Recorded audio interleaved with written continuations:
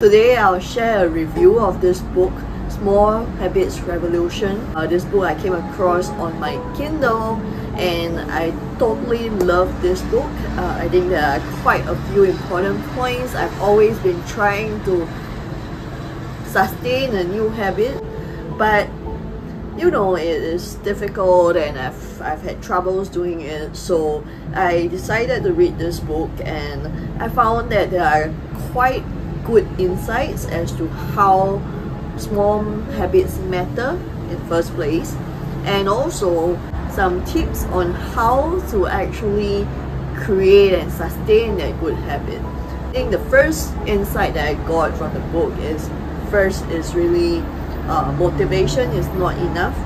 What I found is that, you know, oftentimes I start out something and I'm totally motivated to do it, but over time that kind of life gets in the way and then, you know, my motivation level drops. Motivation is short-lived. It is not lasting.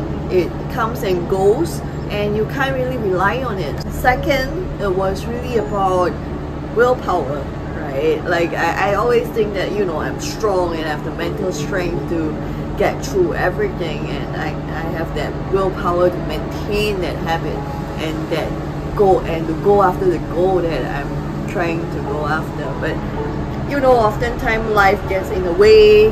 By the end of the day, my gas is really empty and I have no more energy to do anything. Willpower is finite and it's not something we can rely on either. So neither motivation nor willpower can help us create and sustain behavioral pattern change. Habits can help change our behavior and make it an integral part of our life. You don't have to think about it, you just do it. It is very effective, and that's what this book is about. Think of what you do in the morning, right? It is all habits.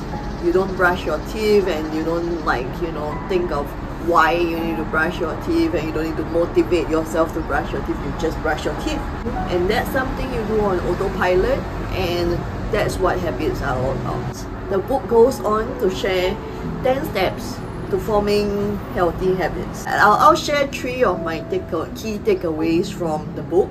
The first was really this whole idea of cue, new habit, and reward, right? Like I think that is also in some of the other books that is out there.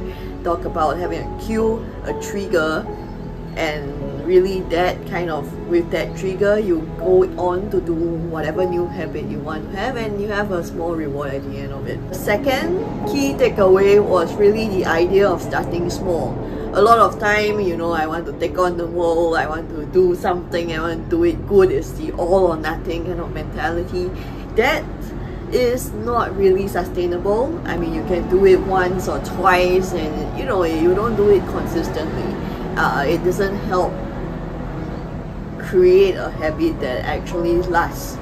So this whole idea of starting small is very important, and you know, over time we can always plan to increase that habit slowly, and with that really helps us build something that's sustainable, that can last. Third thing was really the idea of leveraging the power of accountability. Well, I think it always helps to have a friend or family member who is also interested in helping you. Don't be afraid to ask for help. I think and the person can, you know, set you straight if you are falling off or you're not really doing something that that you set out to do. The person can give you a gentle nudge that helps you keep on track, continue with your progress, especially when you fall off track sometimes. That is some of my key points. In closing, I think overall, you know, I love the book. As I've said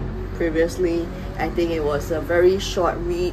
It provides very practical advice on how to start a habit, and you know, I think now is really for me to internalize everything, digest everything, and apply it So that's the review. I hope you enjoyed watching the video. If you like the video, please subscribe to the channel and click here for more. Thank you.